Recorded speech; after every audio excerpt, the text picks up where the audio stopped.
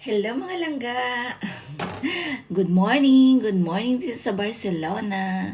And of course, good afternoon dyan sa Pinas. So today is Sunday. At katatapos ko lang mag-exercise. So dito tayo ngayon at gagawa tayo ng juice. Fresh orange juice. So after na mag-exercise ako, ay ito yung aking iniinom. Parang ano na rin siya.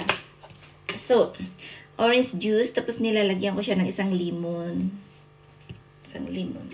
Pasensya kayo sa aking sa aking matigas na pronunciation. Ayan. So, kailangan natin kasi alam nyo mga langga, tayo po ay hindi na bumabata, diba?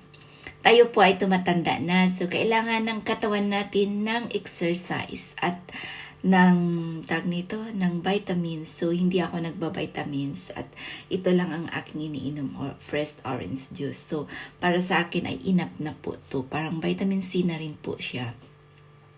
Ayun. So, gumawa lang po ako ng video na ito kasi gusto ko lang po iparating sa mga kandidato ngayon na good luck po para sa inyo bukas kasi bukas na po ang eleksyon dyan sa Pinas, bukas na po ang eleksyon ng ating mga barangay captain at mga iski chairman, no? Iski chairman or iski chairwoman.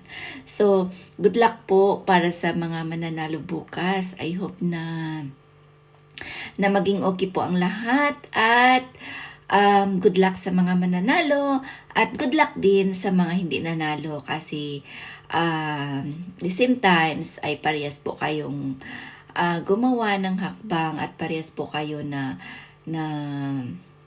nahirapan para umakyat sa mga bundok para lang ipakita ipakita ang inyong mga kakayahan bilang isang punong barangay ng mga barangay.